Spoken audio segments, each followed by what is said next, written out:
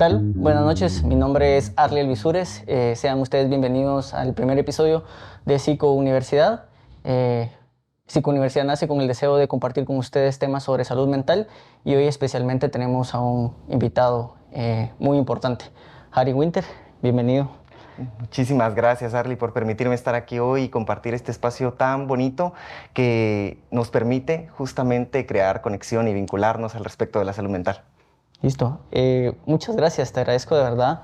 El motivo de Psicouniversidad viene con la intención de compartir con otras personas temas sobre psicología, utilizando un poquito estos recursos, esas herramientas que se han puesto como tan de moda, pero que resulta ser muy impactantes, que puede llegar a muchas personas, como es las redes sociales, como son los pequeños clips o el formato podcast, que es el que estamos utilizando ahora. La intención, dentro de tanto de Psicouniversidad, es justamente crear estos vínculos, pero también crear como un recurso audiovisual que para las personas que están estudiando psicología o que están interesadas en aprender un poco de psicología, pues tengan un recurso más, una herramienta más. Creo que tal vez la psicología en Guatemala o en esta región del país pueda estar un poquito desatendida y nosotros podamos a través de esta conversación y este tiempo pues darle un poquito más de color, darle un poquito más de información. Inicialmente quería preguntarte sobre tu acercamiento, sobre la psicología, cuáles son las primeras ideas, cuáles fueron tus primeras experiencias y cómo ha sido tu proceso hasta este momento. Claro. Bueno, ahorita que me mencionabas eso, estaba pensando un poquito en que te confieso que inicialmente no tenía planes de ser psicólogo, tenía planes de ser psiquiatra. Me interesaba mucho siempre la salud y en realidad eso es algo un poquito, no sé cómo decírtelo, como muy común, ¿no? A veces nos pasa de que queríamos estar en una carrera de salud. Esa era la idea principal. Tuve algunos acercamientos a esa grandiosa habilidad de estar para otros desde la primaria, básico y en esas edades de la adolescencia en donde se me ha dado muy bien escuchar a otros sin reaccionar de ninguna manera en particular. Así que siempre he podido tener esa conexión con otros y las personas me reforzaban mucho la idea de que era buenísimo para hacerlo. Así que cuando tuve la oportunidad de elegir qué iba a querer, llegué a la conclusión que no podía ser médico porque no me interesa tanto esa rama y descubrí que existía otra manera de poder estar cerca de otros. Personalmente y espiritualmente, lo que le da sentido a mi vida es justo eso, conectar y vincularme con otros. ¿En algún momento llegaste a tener que decidir qué era lo que querías estudiar o a qué querías dedicar tu vida? ¿Cuál fue ese momento como álgido donde te viste tomando esa decisión tan importante? Claro, ¿sabes? Bueno, ahora lo hablo más abiertamente, pero creo que hay situaciones en la vida que te ponen al filo. Son situaciones que te empujan. Así que algunas situaciones de mi vida muy personales me llevaron a descubrir la importancia que tenía para mí el cuidar a otros y el estar ahí para poder darles una manita. Así que en el transcurso de mi adolescencia llegué a esa definición de que necesitaba y que le da mucho sentido a quien era, a mi existencia, estar para otros. Estar para otros. Qué lindo, la verdad que es muy motivador escuchar esa idea. Cuando entraste a la universidad y ya tenías una idea preconcebida sobre lo que era la psicología, cuando entraste, ¿con qué adversidades te topaste? ¿Hubo algún reto o algo en especial que te haya hecho dudar tal vez o que haya sido difícil para ti enfrentar? Bueno, sabes, ahora que me lo haces ver y lo pienso, tal vez no es que hubiese un reto o una barrera en particular al respecto de la profesión. Creo que en ese momento no lo noté. Ujú. Con el paso de los años y retrocediendo me he dado cuenta que había muchísimas cosas que no estaban bien al respecto de cómo se forma uno de Ujú. psicólogo. No solo en este país, en Ujú. muchos países. Pero realmente estaba muy motivado por querer entender cómo las personas se comportan y por qué se comportan como lo hacen. No soy muy partidario de utilizar términos extraños como mente porque es un término súper difuso de definir, así que hablo mucho de conducta y estaba muy interesado en eso. Así Ujú. que desde que entré eso fue interesante porque se empezó a hablar justamente de los encuentros con otros y era algo que me interesaba. Hablando de encuentros y lo que mencionabas hace unos minutos, ¿sentías esta vocación por estar con, estar para los demás. ¿Cómo es estar para los demás? ¿Qué características desde tu experiencia has creado? ¿Qué herramientas, qué recursos, qué técnicas significan estar con los demás? Bueno, utilizo una palabra para definir básicamente esto y es compasión. La compasión no es lástima, porque la lástima lastima. La compasión es estar con la intención de querer ayudar a otros a aliviar el sufrimiento. Así que una de esas características y herramientas que siempre pongo es justamente mis propios valores. Significa el hecho de poder tener en cuenta que me importa estar ahora aquí contigo, porque esto es importante para ti. Y creo que las personas son, como tú lo mencionaste antes, un arco iris. Cada una tiene un arco iris distinto, así que son historias diferentes. No se pueden medir los sufrimientos de las personas unos con otros. Así que eso es algo que tengo muy en cuenta desde el principio. Y aunque, ¿sabes algo? Yo le digo a las personas que nosotros también sufrimos, somos humanos, estamos en el mismo mar de la vida, navegamos en el mismo mar. Lo que es importante para mí también tiene que ver con lo que te importa. Así que recuerdo todo el tiempo eso cuando estoy con otros, lo mucho que les importa lo que están haciendo. Y eso siempre me mueve hacia adelante. Así que esa es una de mis características. Pero si fuese un poco trillado, pensaría en estar ahí, escuchar, no poner los juicios, aunque es difícil, porque no podemos sacar nuestra historia, pero dar nuestro mejor esfuerzo para verdaderamente acompañar. Pensaba justo en por qué ser compasivos con otras personas, ¿va? Y me llama mucho la atención, cada quien tiene su historia y tiene como, eh, usas otra palabra, pero me pongo a pensar en tristezas, como frustraciones, sobre dolores.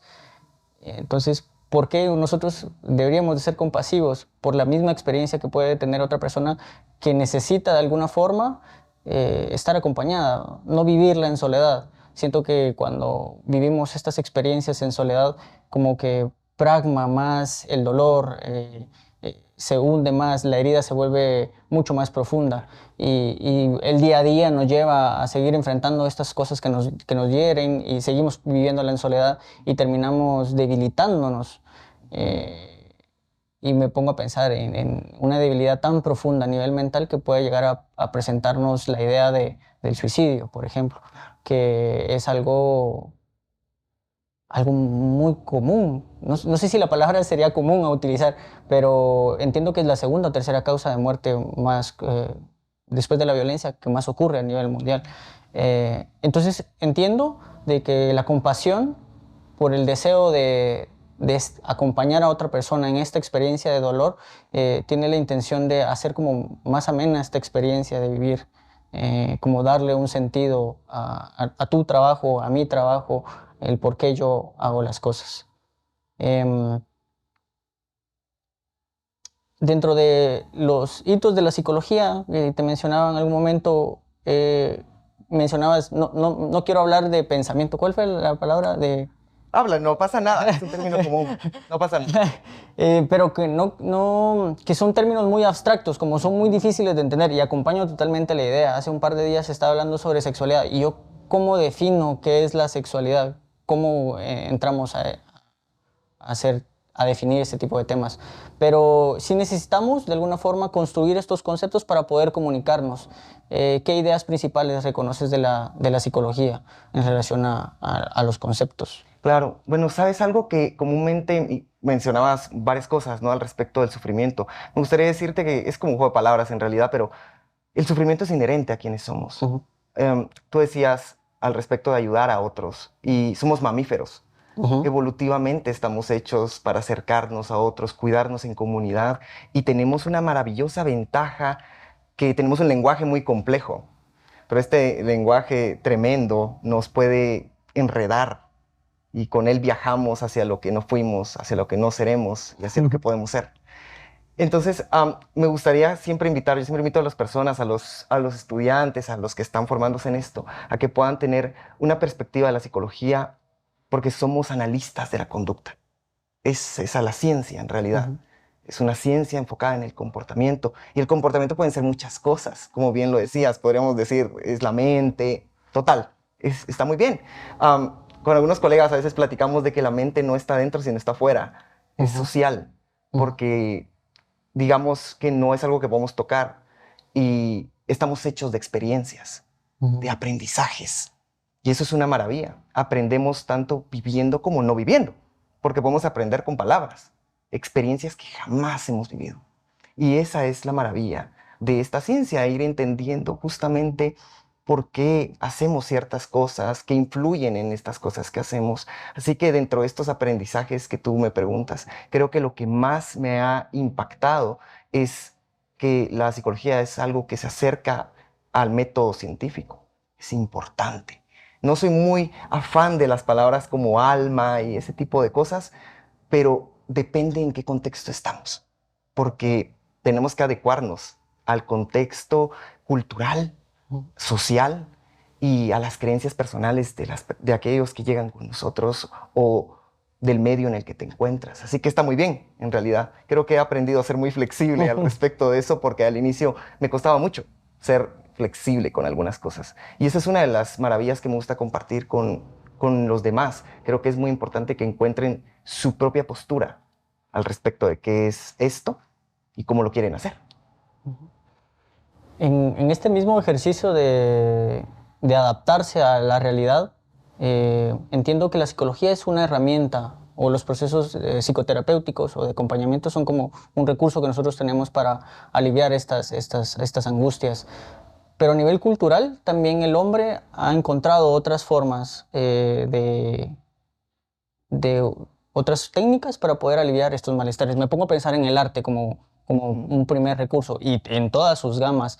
Y cada una de las religiones también tiene como pequeños procesos que ayudan y sirven como recursos para enfrentar esta realidad.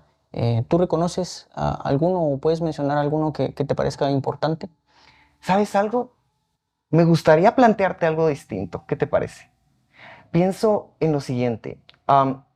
Primero, estamos muy acostumbrados a que tenemos que estar bien. Nuestra sociedad actual nos lleva a que tenemos que tener muchísimos recursos para estar bien. Y eso es muy invalidante. Es decir, no siempre podemos estar bien. No sé, te pregunto a ti si podrías sostener la felicidad todo el tiempo, todos los días. Y justamente esto viene a encajar muy bien a este momento de mi vida.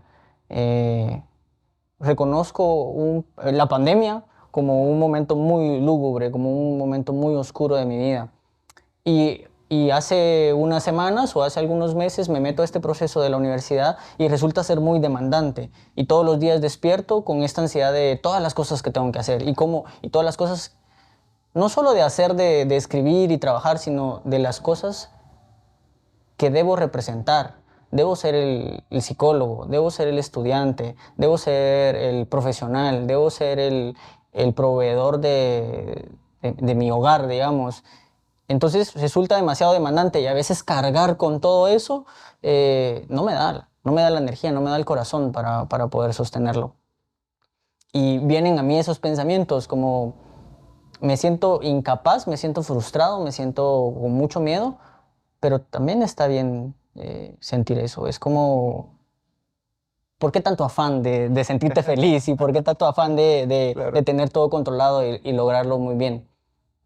Em, aún así, sí reconozco y me he conciliado con la parte espiritual, por ejemplo, como esos procesos que en algún momento en mi vida me sirvieron para enfrentar el día a día. Yo veo a mi mamá, veo a mi familia, eh, y veo esos pequeños actos, esos pequeños comportamientos que tal vez no están tan arraigados o tan vinculados con la psicología como la parte teórica, pero sí como un aspecto cultural que les han dado paz, que les han dado un pilar para vivir, que les han dado más energía, más amor incluso, le podría decir.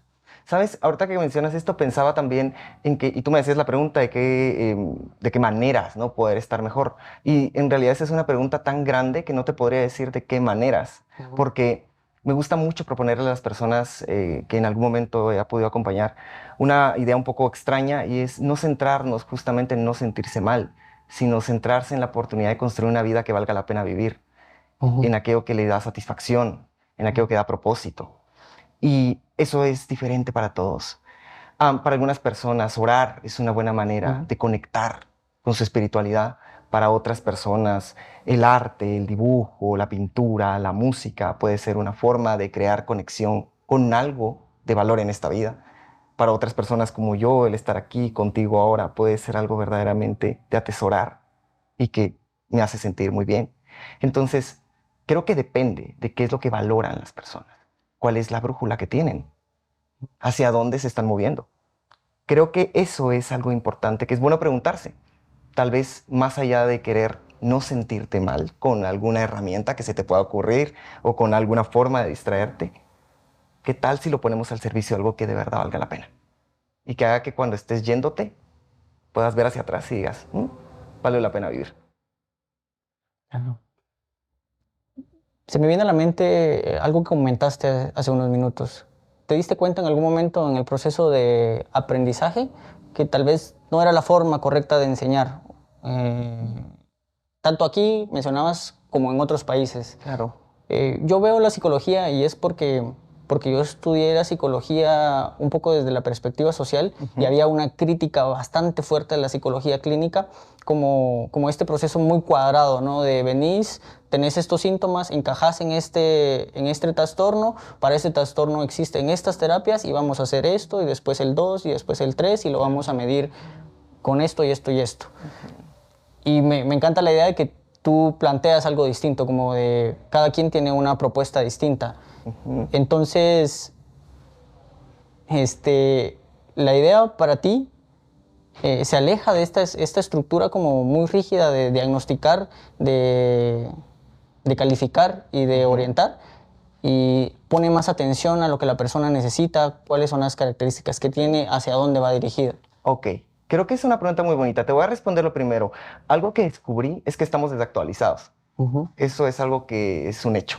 Estoy totalmente seguro de que nos hace falta actualizarnos un poquito, pero hay muchos motivos. Uno de los principales es que la actualización está en inglés, está en otros idiomas. ¿Sí? Ahora ya tenemos traductores, por suerte. Pero eso es lo primero. Lo segundo es que aún vemos la psicología como algo mágico. Y es decir, aún la enseñamos muy como acompañamos, y acompañar implica muchísimas cosas, más que solo estar. Es decir, las personas cuando hacen psicoterapia podrían vernos y decir, esto lo están conversando, pero hay toda una serie de aprendizajes y de movimientos que tenemos que hacer con base en algún modelo en particular de trabajo. Entonces, eso es lo primero que he sido como muy crítico al respecto de esto, y siempre comparto que ser psicólogos no es lo mismo que ser psicoterapeutas. Eso es importante, porque de verdad tenemos que formarnos en algo en particular, en una herramienta en particular, si quieres verlo así, que nos ayude a entender, porque es como ponernos unos lentes o unos binoculares y ver la situación de la persona desde ahí. No podemos entenderla desde muchísimas teorías, eso nos confundiría. Puede ser un buen mapa, pero no significa que sea el mapa correcto. O puede ser un mapa bonito, pero un mapa bonito no nos da la respuesta hacia dónde tenemos que caminar. Entonces, eso es importante. La psicoterapia tiene hay muchas maneras de hacerla, pero tiene que ser coherente, filosóficamente coherente, teóricamente coherente. Y es por eso que cuando estamos en la carrera pasamos por cursos como filosofía, como sociología. Son importantes, no lo parecen, pero lo son, porque nos ayuda a tener una perspectiva sobre qué es el mundo y cómo son las personas, y entender desde una lente en particular. Entonces, eso es muy valioso. Lo que se promueve actualmente, y desde la forma en que yo trabajo con algo que se llama terapia de aceptación y compromiso con mis consultantes. Es una forma de ver los problemas de las personas, es un modelo para entender cómo las personas viven y sufren. Y me permite caminar de la mejor manera cuando se puede en las dificultades que tienen. Entonces, ya no trabajamos tanto con, digamos, algunos diagnósticos en particular o con una etiqueta en particular. Son útiles, sumamente útiles, y podemos aprender mucho y compartirlas. Pero depende cómo las usamos, porque o pueden ser algo que puede potenciar el crecimiento de alguien, o puede ser algo que pueda estancar y crear estigma. Entonces, para no entrar en palabras raras, como diría un buen colega que tengo en Argentina, digamos que ahora trabajamos de una manera como más transversal sobre los problemas humanos. Queremos entender por qué la gente piensa tanto algunas cosas, o por qué la gente se aísla tanto, por ejemplo. Y quizá ahí está la raíz de lo que hace que sufran. Y cuando podemos verlo desde ahí es más sencillo entender por qué hay tantos desórdenes habidos y por haber, y por qué cada vez salen más. Entonces, verlo de esta manera nos ayuda a poder ir a lo que nosotros llamamos el corazón del problema, el corazón de lo que lastima o lo que está creando sufrimiento en las personas. Voy a ser sincero al respecto con algo. Creo que la psicoterapia es un privilegio. Porque la salud mental, y esto siempre me gusta aclararlo, la salud mental no es solo 4 paredes y estamos en consulta. La salud mental es algo social, político. Es algo muy grande en realidad. Entonces, creo que ahí paliamos algunas cosas que suceden y podemos ayudar a que las personas aprendan habilidades, a que las personas conozcan un poquito mejor cómo funciona y por qué son lo que son y hacen lo que hacen. Y sobre todo aprendan habilidades. Es un espacio pedagógico hasta cierto punto. Utilizamos muchísimas habilidades nosotros también que tenemos que desenvolver y poder enseñarlas o practicarlas juntos. Pero eso va a depender. ¿Qué piensas de eso? Se me viene a la mente este proceso de EPS para mí. Este año inicié el EPS y hay tanto papeleo, ¿no? Tantas cosas que hay que llenar. Entonces, si viene la pregunta, ¿en realidad vale la pena todo esto, verdad? Sí, sí tiene un sentido. Y hay una parte de mí, mi corazón, que reconoce la importancia, como la motivación que hay detrás de cada uno de estos procesos, porque sí tiene un fundamento. Decías, puedo tener un mapa completo, tener todo el panorama, pero si no me especializo en una cosa en especial, como que no puedo abarcar todo de vida completa. Entonces, sí necesito de alguna forma enfocarme y para eso existen ciertos procesos. Existe el paso 1, paso 2 y paso 3, como para tener una orientación muy clara, para tener una dirección muy clara. Definitivamente también pienso que la psicoterapia es un privilegio y también en algún momento estuve enojado con la idea de que la psicoterapia como que te aislaba, ¿no? Como te miraba a ti como una persona y que tenías un problema y bueno, tú eres la persona y por la forma en que piensas tienes este problema. Si te cambiamos la forma de pensar, cambia el problema. Pero decías, y me alegra mucho escucharlo, es una cuestión política, es una cuestión social también, es una cuestión incluso biológica. Tenemos que reconocernos como seres biológicos y ese es otro gran conflicto que yo tuve en algún momento con la psiquiatría, por ejemplo. Yo tuve un rechazo muy grande con la psiquiatría por esta imagen como de te sentís mal o sentís mucha tristeza y te vamos a dar una pastillita para que ya no te sientas tan triste.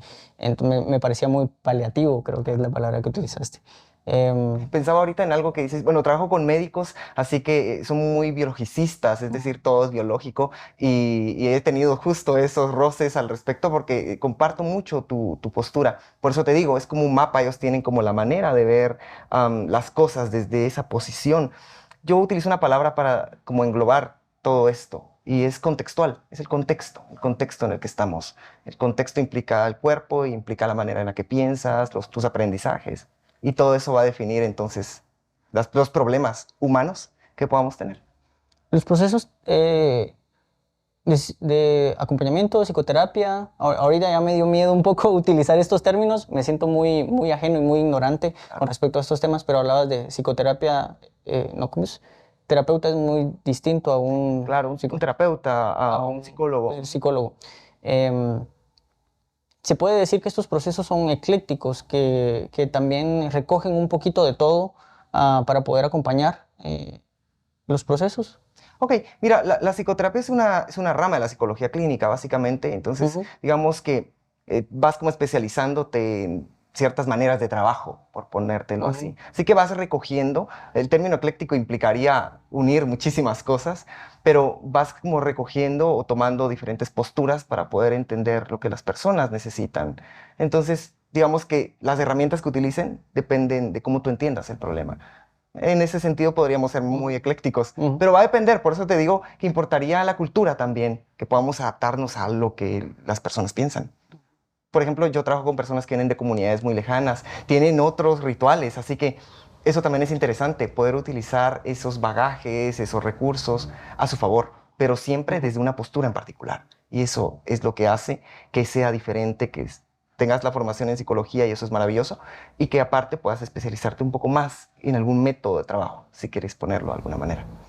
Me pongo a pensar en algún momento escuché en clases, si encontramos si encontramos en la cultura de la persona, en la forma de ver el mundo, características religiosas que le han ayudado, ¿no?, a fortalecer, es importante como sostener o en todo caso como impulsar también, estimular que siga manteniendo estos ejercicios.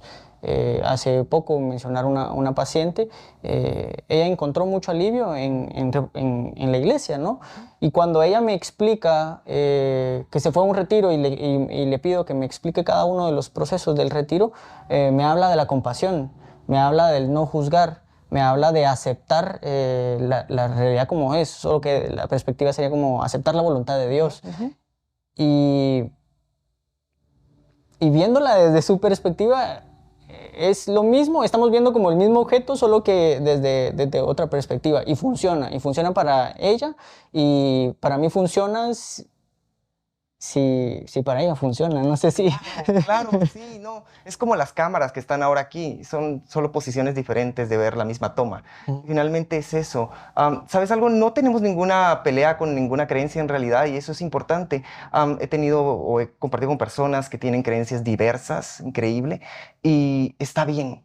Si eso le ayuda a que su vida sea mucho más plena, con más bienestar y potencia su crecimiento, es una maravilla. Entonces estaría bien.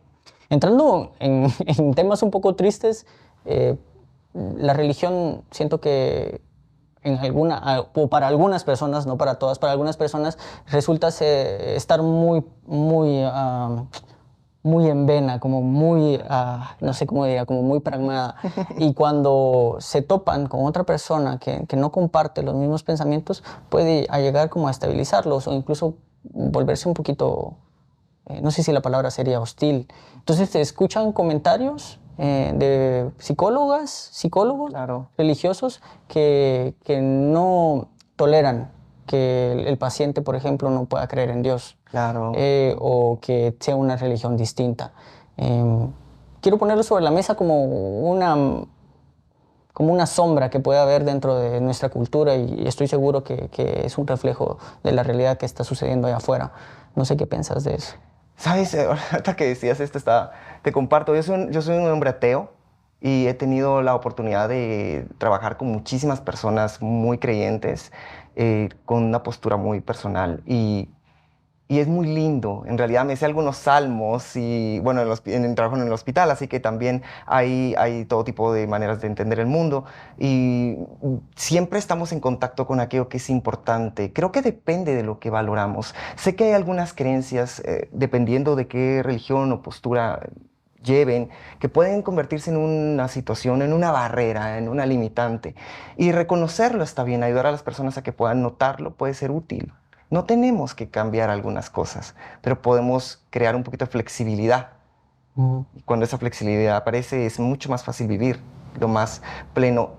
Trabajo con población LGBTQ+, y a veces las creencias religiosas son un problema muy grande entre mi orientación sexual, mi identidad de género y lo que mis creencias religiosas puedan decirme sobre quién soy. Así que tal vez no necesitamos cambiarlo.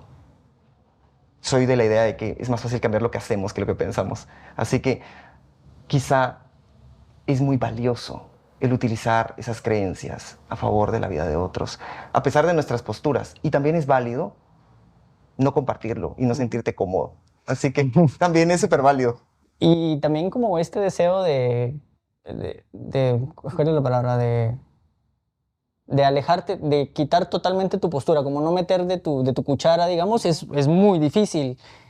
Al final tú estás siendo presente y estás ahí, y tus creencias y tus ideas y tus posturas no podemos anularlas completamente, y en algún momento se nos va a ir, e incluso reconocer que tal vez esas mismas posturas, esas mismas ideas puedan servir como reflejo para la otra persona y puedan ser como una pequeña basecita que le dé un paso. En esta idea de que necesitamos interactuar con otras personas y necesitamos ser reconocidos por otras personas, escuchar que alguien piensa igual que yo, que alguien que valora lo mismo que yo, aunque sea mi terapeuta, me puede hacer sentir confort, me puede motivarme, incluso me puede llegar como a disminuir la culpa de alguna forma. Siento que puede haber mucha vergüenza. Hablando de vergüenza, quisiera meterlo a la conversación. ¿Cuáles crees que son el principal problema o las primeras dificultades que puede experimentar una persona a entrar a un proceso de psicoterapia, por ejemplo? Bueno, mira, creo que lo inicial es encontrar a la persona con quien de verdad puedas hacer ese match.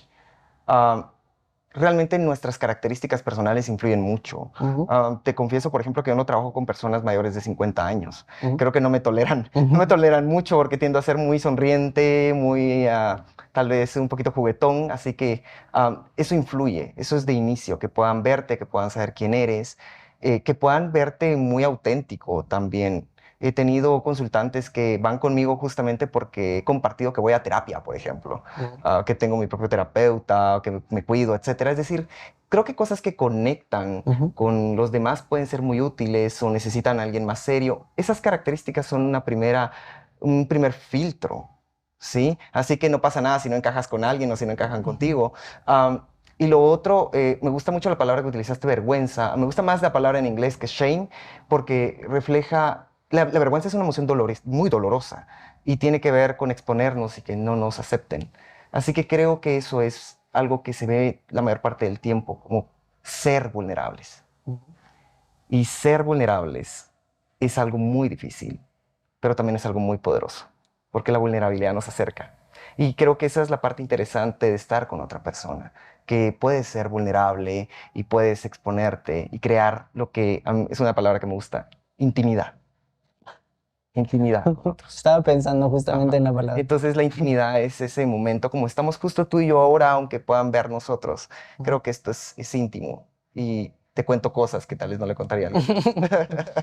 Y, y el pensamiento para mí con relación a intimidad viene por alguna razón que no logro explicar muy bien y espero tener los recursos en el futuro.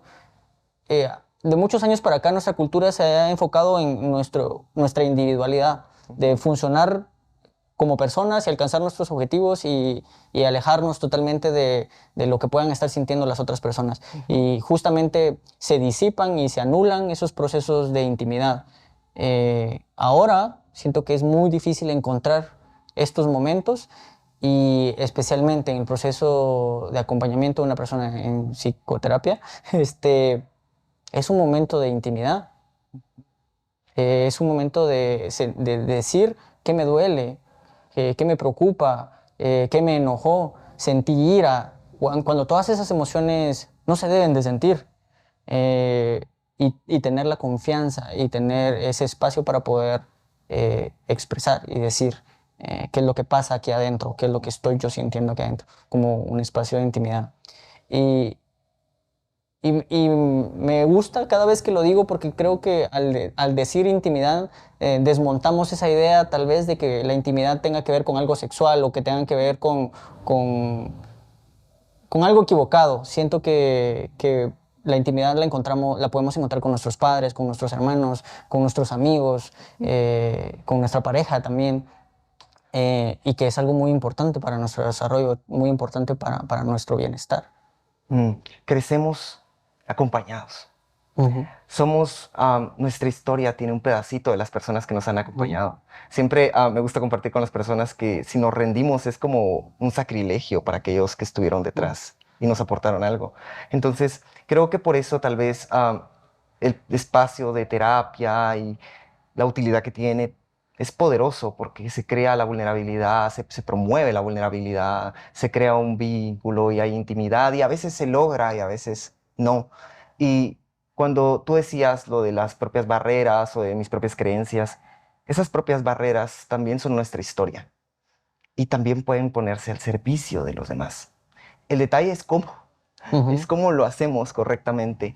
Y creo que esa ya es como la parte larga, esa es una historia larga, pero creo que si tuviese que decirle algo a los demás para que puedan hacerlo a futuro, sería que busquen cómo hacerlo, pueden empezar con lecturas, los entrenamientos son una maravilla, pero cuando yo me he topado con crisis, porque lo he hecho, es decir, he tenido personas que me han llevado al límite y he necesitado ver desde otro lente, pues me he supervisado. He buscado personas comúnmente de fuera que pueden decirme, mira esto, mira lo otro. O ahora también tenemos unos grupos de acompañamiento en el equipo que manejo. Tengo la fortuna de manejar un equipo y podemos ir revisando qué está sucediendo en nuestras propias historias, porque también hacen eco donde estemos.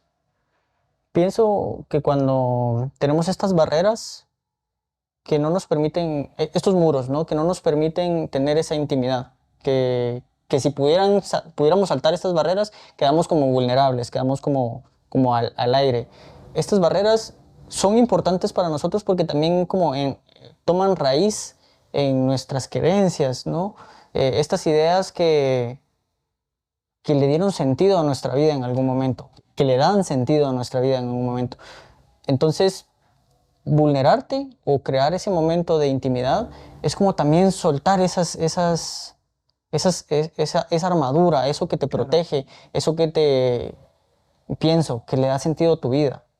Entonces me pongo a pensar, yo no soy religioso, pero me pongo a pensar en alguien religioso y para poder como tener esa intimidad con otra persona, tendría que quitar esa barrera de la religión o de la fe, pero eso también de alguna forma lo vulnera porque lo deja como desnudo ante la realidad, como que tiene que olvidarse un poco de eso que lo sostiene, eso que le da como sustento a su comportamiento.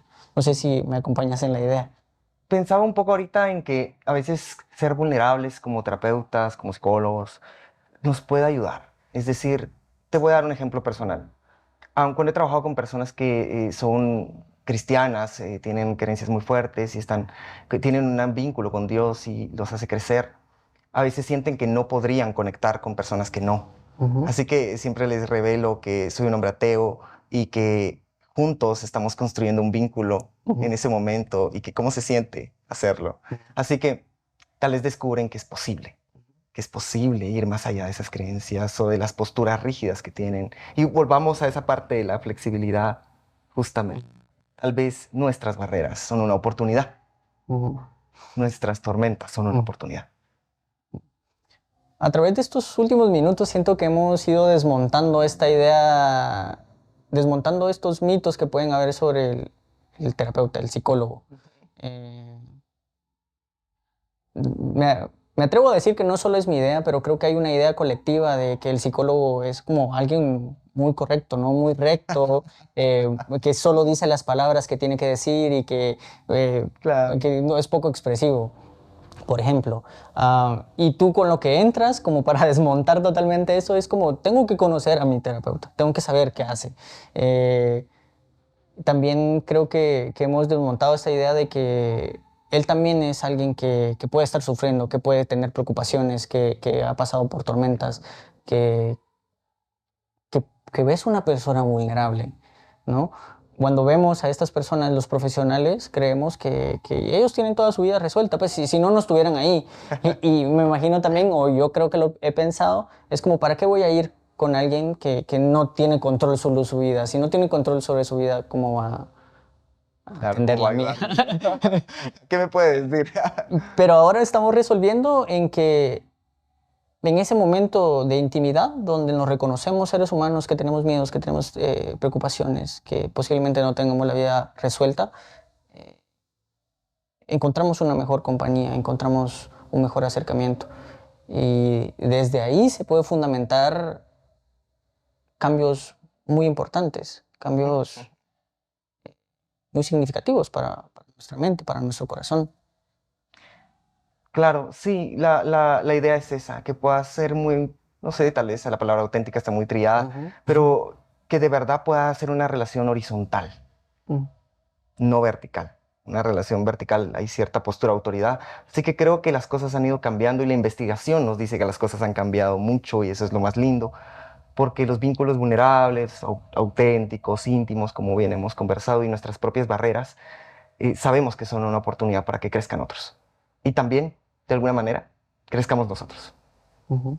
A veces termino algunas sesiones con algunos consultantes y últimamente, cuando creen que estamos bien o ven a su terapeuta muy bien, es como, ¿será que realmente estoy bien? ¿Qué piensas? Tal vez no estoy tan bien, pero aún así aquí estoy, porque me importas. Así que eso es nuevamente a lo que venía al inicio de lo que valoras. Un valor te mueve, pero cuando estás huyendo de lo que sientes, estás lejos de lo que tú de verdad valoras. Por eso digo a veces que donde duele importa y no podemos huir de lo que duele, porque huimos de lo que importa. Así que es importante acercarnos. Entender eso. Dirigiéndonos un poco a los procesos de aprendizaje, mencionabas que en un proceso de terapia de acompañamiento parece más un proceso de aprendizaje, el compartir, el crear herramientas, recursos. Tú sos docente de quinto año, ¿verdad? De la carrera de psicología en el Centro Universitario del Norte.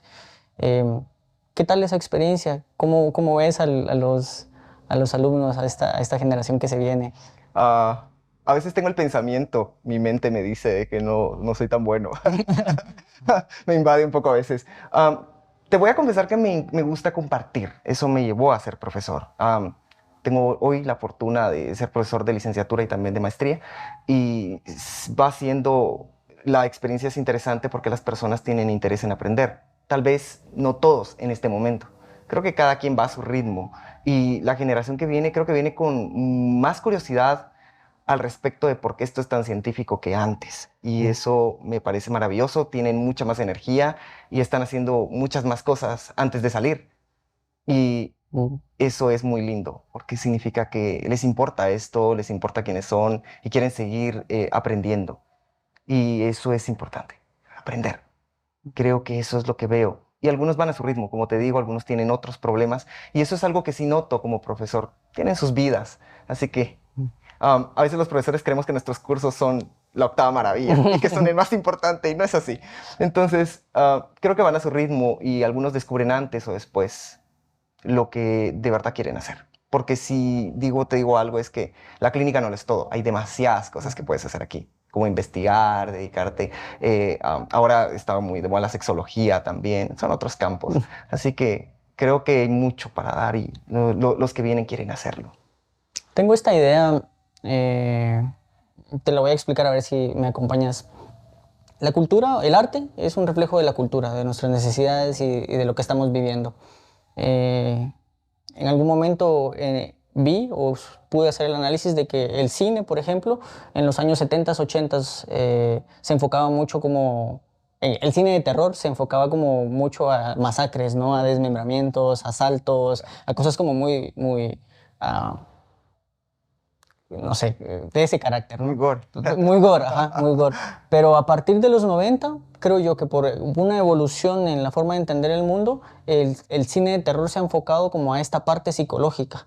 Como el terror ahora se enfoca como en preguntarte si en realidad estás viviendo lo que estás viviendo, por ejemplo, Claro. o empezar a dudar de todo en relación a tus recuerdos. Una de las películas que para mí me marcó la vida por una recomendación de un gran amigo psicólogo es la de Memento. No sé si tuviste la oportunidad de... Y tiene relación con los tatuajes, ya te imaginarás. Entonces, este malestar que provoca el arte, porque muchas veces provoca malestar el arte, nos invita como a enfocarnos a estas ideas. ¿Sí identificas como un punto álgido o un reconocimiento más alto de la psicología ahora en nuestra cultura? Por pandemia, por ejemplo, al aislamiento, siento yo que incluso las redes sociales, ¿no? Esta interacción que ahora solo tenemos a través de los teléfonos, está como teniendo reflejos en nuestra forma de pensar, en nuestra forma de relacionarnos con las personas. ¿Es así? ¿Lo ves así? Te confieso que no soy mucho de películas, pero lo estoy conectando un poco con los videojuegos porque me encantan y me encantan mucho los juegos de terror particularmente. Y sí, justamente a partir de los 90, 95 empezaron a utilizar, la psicología para poder crear temor y hacer que la incertidumbre estuviese presente y el suspenso. Así que creo que la marca real de cuando la salud mental importa en este punto, en este momento, en este 2023, es la pandemia. Parecía importar yo lo digo vulgarmente, parece importarles un bledo realmente, aunque se hablara y se hablaba, y sí la gente iba a buscar ayuda, pero eso cambió. Y también cambió mucho, particularmente en varones. Porque las consultas, bueno, al menos con nosotros eran más de mujeres antes y luego la pandemia hizo como un pequeño giro. Entonces, quizá, voy a utilizar una frase que utilizo mucho, pero creo que las personas se dieron cuenta de que somos hombres, no machos. Y eso ha impactado también, pensando un poco en la sociedad. Así que, viéndolo desde tu perspectiva, definitivamente la pandemia es un punto importante, pero ya se venía trabajando un poco en la agenda para darle valor a la investigación en salud mental y a los tratamientos en salud mental. Que en Guatemala no estuvieran tan presentes, ese es otro asunto, pero de que estaban presentes en otros lados como México, Estados Unidos, por ejemplo, España. Entonces, ahí sí había mucho más auge. La pandemia solo lo agudizó, pero de que había, estaba muy presente. Yo reconozco, bueno, yo tenía como esa percepción de que se estaba volviendo como mucho más popular. Bueno, igual y puedo dudar de mucho porque entiendo de que lo que me aparece en mi teléfono es lo que a mí me gusta, ¿verdad? Pero se empezaba como a popularizar mucho términos, ¿no? Desde antes de entrar yo a la universidad ya se hablaban términos como de bipolaridad y cosas así. Claro. Que andaban saltando de boca en boca. Y muchos compañeros míos tenían el deseo de estudiar psicología, pero por algunas u otras razones no pudieron. Yo afortunadamente tuve la oportunidad. Em, no sé, ¿tenés alguna inquietud que quieras conversar? No, me alegra mucho. Déjame decirte que me alegra mucho poder conversar contigo. Creo que es muy especial esto. Me alegra que hayas tenido la fortuna de hacerlo, de estudiar y de estar aquí justo ahora. Creo que este espacio y el podcast es justamente como para motivar también a curiosear y a descubrir para dónde ir y para dónde vamos. Está bien. Me siento muy confrontado, ¿ves? Es como, ajá, como me pone en aprietos, ¿no? Como en este momento, en ocasiones me veo como en la necesidad de tener que resolver, pero antes de esto también me pone en tener que resolver. Para mí, todo recobra valor cuando, por ejemplo, me siento cómodo poder platicar contigo o se me acerca alguien y me agradece por algo que yo pude haber dicho. Y siento y comparto con vos la idea de mi vida cobra sentido y mi experiencia cobra sentido y mis conocimientos cobran sentido hasta que los logro compartir. Como que solo quedándomelos, como que no termina de cuajar. Pero si tengo la oportunidad de documentarlo, tengo la oportunidad de compartirlo con otras personas y dejarlo ahí para la historia, que también tengo un gusto muy especial por ver las cosas del pasado, ¿no? Como ver el registro, creo que compartimos también algunas cosas, ver algo que yo pude haber hecho en el pasado y verme a mí, recordarme a mí en la forma que pensaba y recordarme a mí las motivaciones que me tuvieron ahí, sirve como una buena base, ¿no? Me trae a este momento con otra perspectiva. Entonces yo tengo el sueño de que esto quede en internet por muchos años y yo lo pueda ver aquí en unos 15 y reírme tal vez un poco, ¿no? Y sentir incluso, siento como cierta ilusión. Creo que voy a sentir ternura por mí porque creo que los motivos que yo tengo por estar aquí son muy honestos, con muy buena intención. Y eso hace que valga mucho todo. Genial. Comparto el sentimiento, es recíproco y de verdad te agradezco por haberme permitido compartir un poquito de esto. La comunidad para mí siempre es valioso y de eso se trata, ¿no? De no guardarlo y que pueda llegar a las siguientes, que seguro lo harán mejor que nosotros. Seguramente. No perder la esperanza, ¿no? Siento que cuando nos hundimos un poco en dolor y en la frustración, como que perdemos la esperanza y dejamos de ver a las otras personas como personas muy capaces. Claro. Y creemos que solo en nuestras manos está el cambiar, pero hay muchas personas que están haciendo muchas cosas muy importantes que están cambiando. Y si podemos acompañarnos, si podemos ayudar, va a ser mucho más ameno. Quisiera pedirte, seguramente hay estudiantes de psicología, del Centro Universitario del Norte especialmente, Claro. y algunos otros interesados en psicología. ¿Con qué te quedas? ¿Qué quisieras que escucharan? Que lo están haciendo bien. Que recuerden que hay pasitos difíciles, pero que sean amables consigo mismos, a pesar de sus dificultades. Y que esta profesión es una ciencia muy amplia, que sean curiosos, que sean muy curiosos y que pregunten, que dejen de tener miedo en las aulas a preguntar. A mí me gusta que pregunten, que de verdad lo intenten, porque hay quienes queremos responder sus preguntas. Y si no las sabemos, no lo sabemos. Y no pasa nada. Seguimos siendo aprendices. Listo. Muchas gracias. Hubieron momentos muy especiales en esta conversación. Todo el momento fue muy especial, pero encuentro pequeñas perlas, ¿no? Pequeñas cosas muy significativas. No tengo palabras para agradecer esta oportunidad. No tengo palabras para agradecer a las personas que nos acompañan, a las personas que están detrás de esto.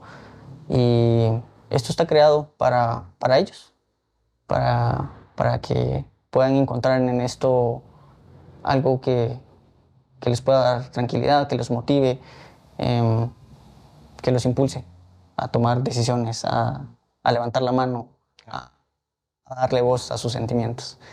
Entonces quisiera terminar este episodio contigo con estas palabras, agradeciendo a todas las personas que están detrás de este proyecto. Esperemos verlos pronto. Muchas gracias, Harry. A ti y a todos. Cuídate. Feliz noche.